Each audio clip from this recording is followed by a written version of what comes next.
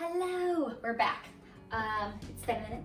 I thought I'd make a quick focaccia bread for you guys today. Very simple. It took me a couple tries to get what I liked down. I tried a recipe with whole wheat flour and didn't turn out. It was not good. So after discussing with my sister, who is the baker of the family, she gave me some tips and tricks. All you'll need is 3.5 cups of flour, 1 1/3 cups of warm water, 1/4 cup of olive oil, 2 teaspoons of coarse salt, some yeast. I know that this is hard to come by today. I have Rapid Rice instant yeast. There is active yeast. I'm not sure what other ones they have out there, but just read the package so you know how to use that specific yeast, because depending on what the recipe says, it could be different, so you kind of have to alter it for that. And then I have some garlic powder and oregano, some fresh rosemary, and then Maldon coarse sea salt, which you can use whatever, but I like this one to put on top of the bread because it is bigger and it is less salty than, say, like your sea salt. But they come in these, like, they look like actually little tiny pyramids. I don't know if you can even focus in on that, but it's really great and they look really pretty on top of the bread. So I have that. You can make this in a standing mixer. I do have one, but I figured not everybody has one, so I should just make it old school way and knead it myself.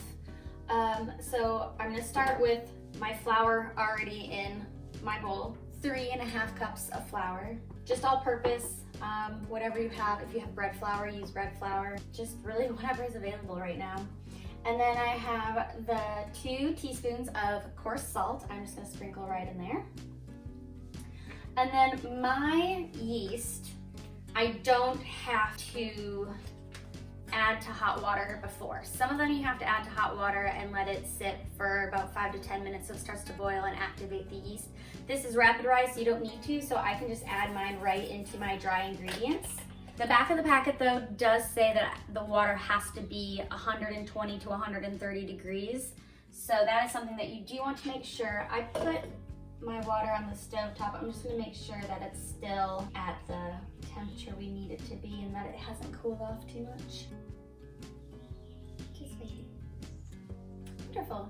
It's right where we need it to be. So I'm going to pour that right into my dough.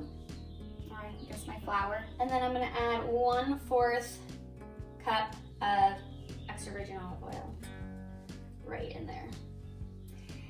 And then I am just going to start to get my hands dirty and just start mixing it in. Do be careful that if your water is hot, you don't stick your hand into hot water, because with the oil it'll stick and it burns really bad.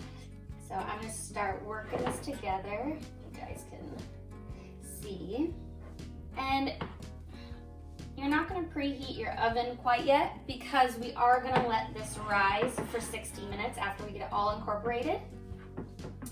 And then we will put it out onto a baking sheet and then let it rise for another 20 minutes. So in that rise, you can turn your oven on to preheat it.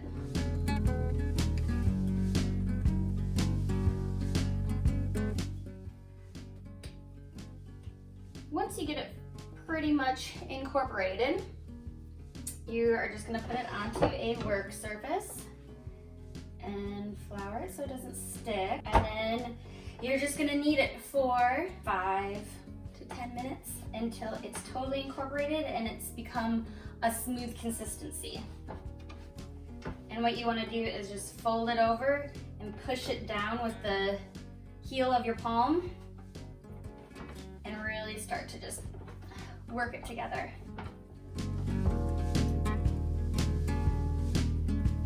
Okay, mine is starting to get a little bit more combined, so I'm going to add in, hold on, plane, no helicopter.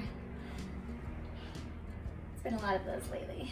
So I'm just gonna add some dried oregano and some dried garlic. You can definitely saute up some garlic and add that in fresh. I'm gonna just do the dried one right now just because it's easier. not a ton, but just a little, because I love garlic.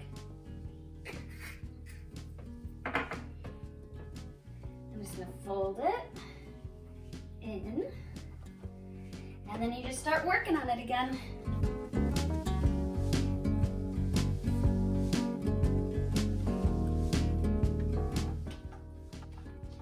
Okay, so mine's pretty much combined together.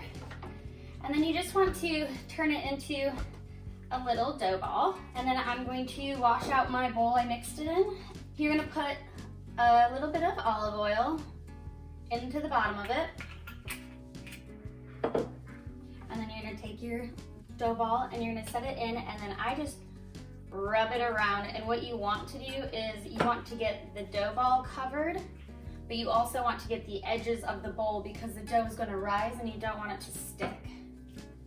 So I just rub it all around inside there. And then once that is all greased up, you're gonna put the towel over it and just let it sit for 60 minutes.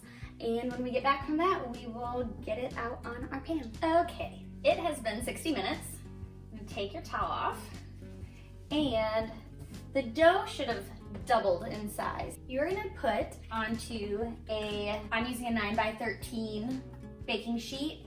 You can use a cake pan if you have a circular cake pan. You can put it in a cast iron skillet if you wanna do a cast iron skillet.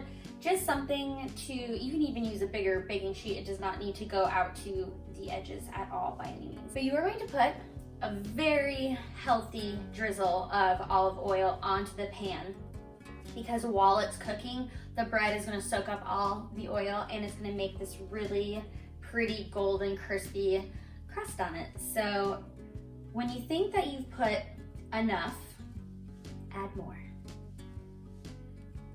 All right, and then I'm just gonna scoop this out and put it right onto the sheet. And then you're just gonna use your fingers and you're just gonna press it out and pull it towards the edges of the pan. And we're not quite yet gonna worry about the traditional dimples that you put in there right now, because we're gonna let it sit for another 20 minutes to re-rise back up again. So once you get it out about like that, it's not perfect. I'm gonna put a little bit more of olive oil on the top of this and rub it around so that it doesn't stick to the saran wrap. And now we're just gonna let that sit for another 20 minutes. While you're letting it rise, again, set your oven to 400 degrees. All right, it's been 20 minutes.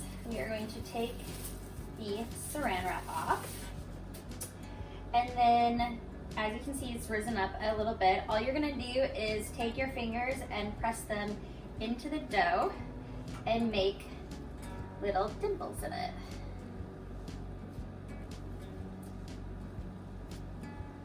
I had some cherry tomatoes in my fridge that needed to get used up, so I'm going to stick some of those around.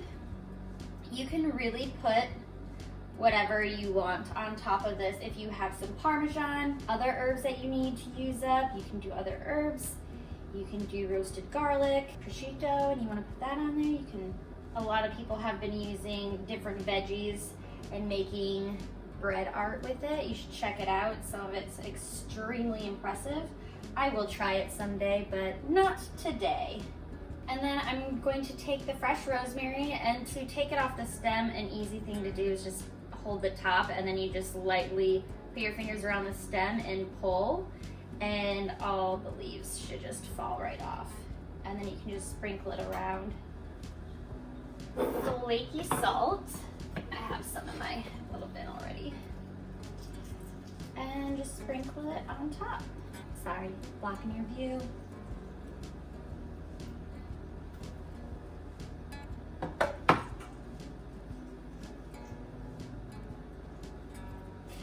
And then it is going to go into your 400-degree oven for 20 minutes. All right, it is out. I let it go for just a little bit longer because I wanted to get the tomatoes to start to brown up a little bit. So I'm going to take it out of the pan.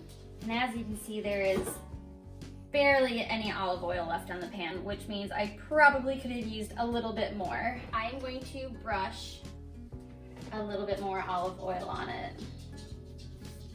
Let's cut into it.